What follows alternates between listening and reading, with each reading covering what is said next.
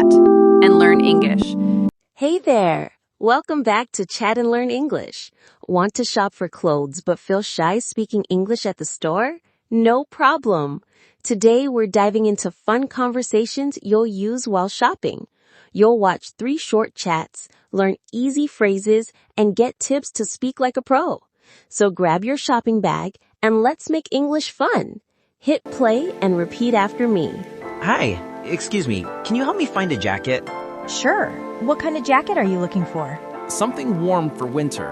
Maybe black or blue? Got it. We have some nice ones over here. What's your size? I think medium. Can I try them on? Of course. The fitting room is right there. Hey, I love this shirt. How much is it? Let me check. It's $25.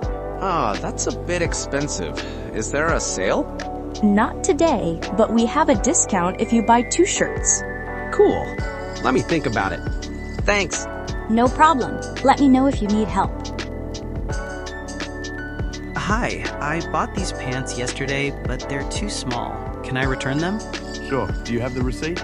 Yes, here it is. Great. Would you like a refund or exchange for a bigger size? A bigger size, please.